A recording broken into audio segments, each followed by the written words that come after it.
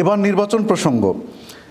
আসন্ন ত্রয়োদশ জাতীয় সংসদ নির্বাচন উপলক্ষে গত 11ই ডিসেম্বর 2025 তারিখে নির্বাচনের তফসিল ঘোষণার পর থেকে নির্বাচন অবাধ, সুষ্ঠু ও শান্তিপূর্ণভাবে আয়োজনের লক্ষ্যে বর্ডার গার্ড বাংলাদেশ সার্বক্ষণিকভাবে কাজ করে যাচ্ছে। যশোর রিজিয়নের আওতাধীন কুষ্টিয়া সেক্টরের অধীনস্থ কুষ্টিয়া ব্যাটালিয়ন কুষ্টিয়া ও রাজবাড়ী এই দুইটি জেলার নির্বাচনকালীন দায়িত্ব পালন করে থাকবে। এই দুই জেলায় মোট 11টি উপজেলা রয়েছে, যেখানে 6টি সংসদীয় আসনে নির্বাচন অনুষ্ঠিত হবে।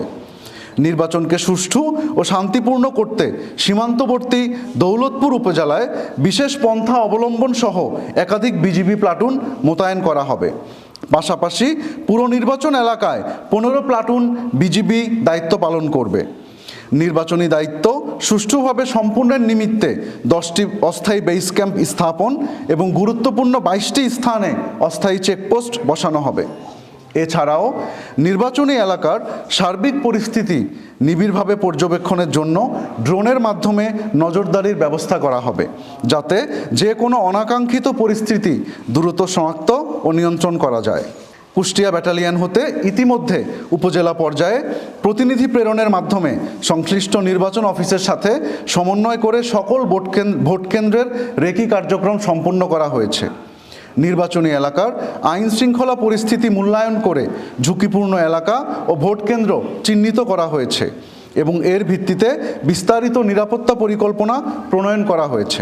এছাড়াও নির্বাচনের সময় দায়িত্ব পালনকারী অন্যান্য আইন শৃঙ্খলা রক্ষাকারী বাহিনীর সাথে নিয়মিত সমন্বয় করা হচ্ছে। তফসিল ঘোষণার পর থেকে কুষ্টিয়া ব্যাটালিয়ন দায়িত্বপূর্ণ এলাকায় যে কোনো ধরনের নাশকতা প্রতিরোধে সর্বদা সতর্ক ও তৎপর রয়েছে। তারই অংশ হিসেবে কুষ্টিয়া সীমান্ত এলাকা থেকে 4টি বিদেশি পিস্তল, 8টি ম্যাগাজিন এবং 8 রাউন্ড গুলি উদ্ধার করা হয়েছে।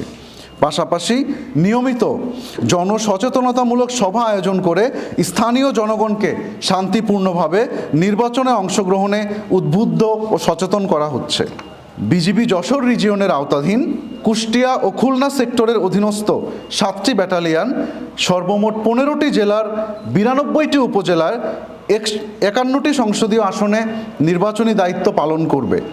এসব এলাকায় 79টি অস্থায়ী বেস ক্যাম্প স্থাপন করা হবে এবং প্রায় 180 প্লাটুন বিজিবি, সেনাবাহিনী, পুলিশ, র্যাব ও অন্যান্য আইনশৃঙ্খলা বাহিনীর সাথে সমন্বয়ের মাধ্যমে যৌথভাবে দায়িত্ব পালন করবে।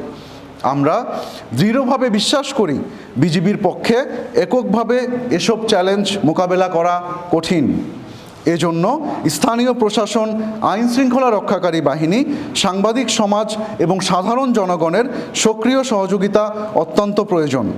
উপস্থিত সাংবাদিকবৃন্দ, আপনাদের সহযোগিতা আমাদের সীমান্ত সুরক্ষা কার্যক্রমে অনুপ্রেরণা যোগায়। সীমান্ত সুরক্ষিত থাকলে দেশ সুরক্ষিত থাকবে, এই বিশ্বাসে আমরা সবাইকে একসঙ্গে কাজ করার আহ্বান জানাই। পরিশেষে বলতে চাই, বর্ডার গার্ড বাংলাদেশের প্রতিটি সদস্য দেশের সার্বভৌমত্ব রক্ষা ও সীমান্তে শৃঙ্খলা প্রতিষ্ঠায় সর্বদা নিবেদিত। আমরা আমাদের দায়িত্ব পালনে অবিচল থাকব ইনশাআল্লাহ। আল্লাহ হাফেজ।